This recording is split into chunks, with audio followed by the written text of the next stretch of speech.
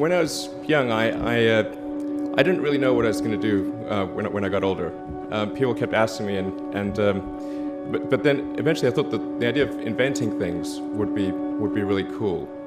And the reason I thought that was because I read a quote from Arthur C. Clarke, which said that a sufficiently advanced technology is indistinguishable from magic, and that's really true.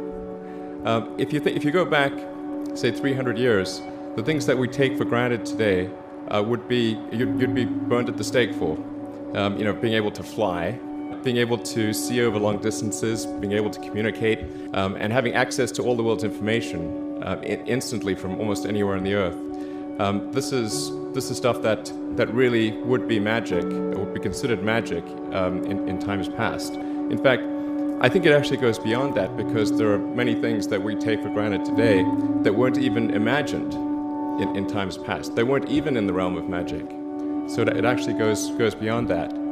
So I thought, well, if I can do some of those things, basically if I can advance technology, then that's like magic, and that would be really cool. And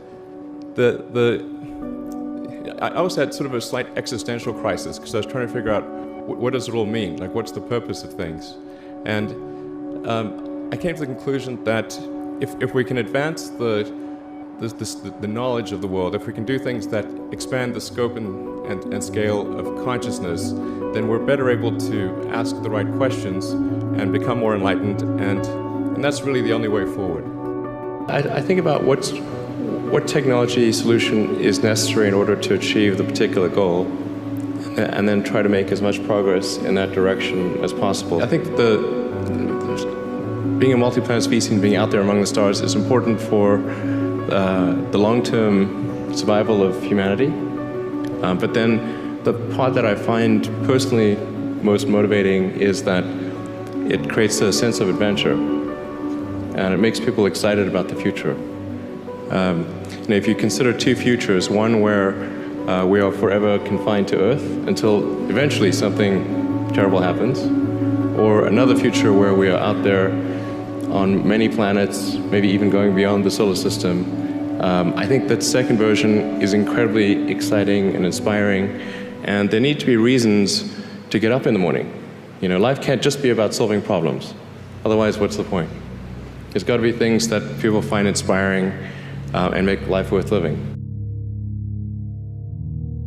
When my brother and I were starting our first company, instead of getting an apartment, we just rented a small office, and we slept on the couch. And we showered at the YMCA, and we're so hot up we had one computer, so the website was up during the day, and I was coding at night, 7 days a week, all the time.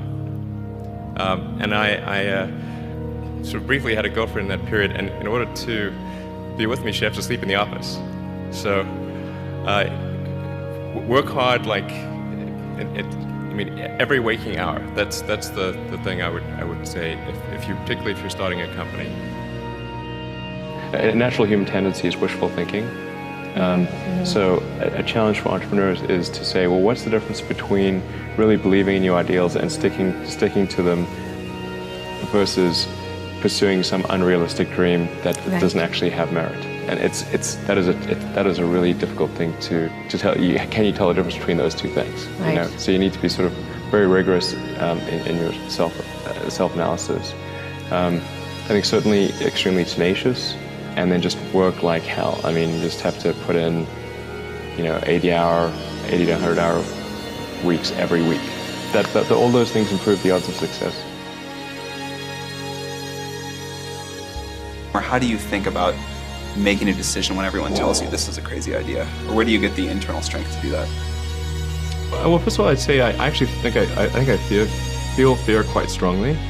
So it's not as though I just have the absence of fear. I feel it quite strongly.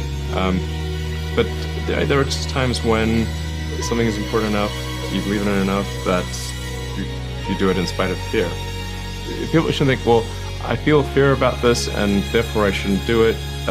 It's normal to feel fear. So you just feel it and let the importance of it drive you to do it anyway? If you just accept the probabilities, then That diminishes fear. Drive overrides fear. It's about believing in the future and thinking that the future will be better than the past. And I can't think of anything more exciting than going out there and being among the stars.